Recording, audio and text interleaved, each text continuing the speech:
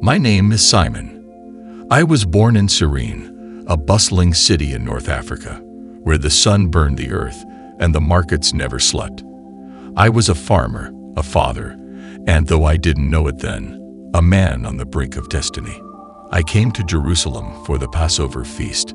It was supposed to be a time of tradition, a family of worship.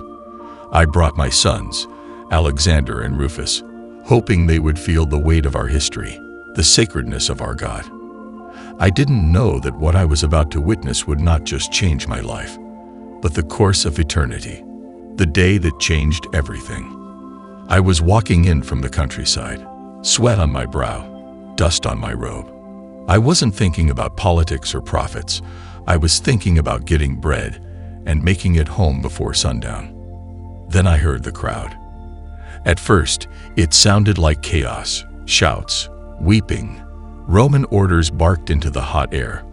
But as I turned a corner, I saw him, a man, beaten beyond recognition, stumbling beneath the weight of a wooden cross. His back torn, his face bloodied. He fell, hard, onto the stones. People spat. Some cried. And the soldiers, they looked impatient, like this spectacle was just another task to complete. Then it happened. One of the Roman guards pointed at me. You there, carry his cross." I froze. Me? I wasn't a criminal. I wasn't part of this madness. I had no idea who this man even was. But before I could speak, they shoved me toward him. And that's when our eyes met. I don't know how to explain it. His eyes weren't filled with fear, or hate, or even pain, though he was clearly suffering. His eyes held me. They saw through me, as if he knew every sin I'd hidden in the dark. And still, he looked at me with compassion. I slipped beneath the cross, my shoulder against the splintered wood, and lifted. It was heavier than I expected, not just physically, but spiritually. It felt like I was lifting the weight of the world. And yet, as we walked, side by side, I felt lighter. The crowd pressed in. Some mocked him. Others looked away. A few wept openly. I wanted to ask who he was. I wanted to scream at the injustice, but something held my tongue. I knew, deep in my bones, that I was standing beside someone holy, more than holy, divine. We reached the hill. They tore the cross from me. They threw him onto it like a beast, and I watched, powerless, as they nailed him down. He didn't cry out in hate. He didn't curse them. Instead, he prayed, "Father, forgive them, forgive them, forgive us." My knees buckled. I returned home, but I was not the same man. For days, I couldn't speak. I couldn't eat.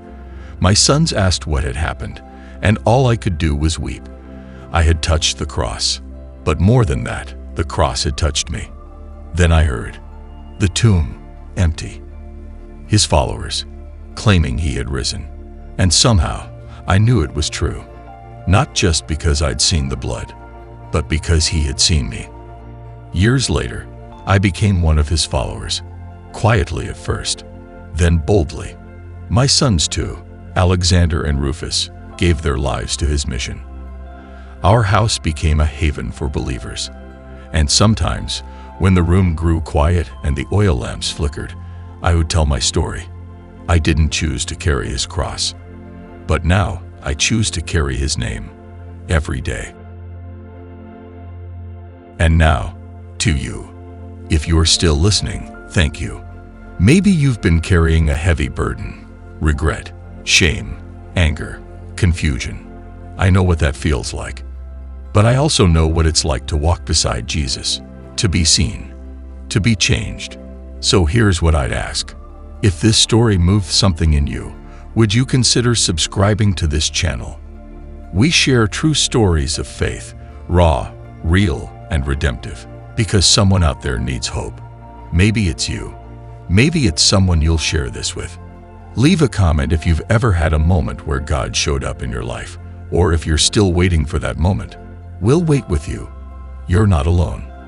Don't forget to like, share, and subscribe.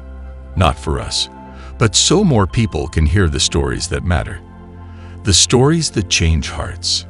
Just like he changed mine. Grace and peace to you, Simon.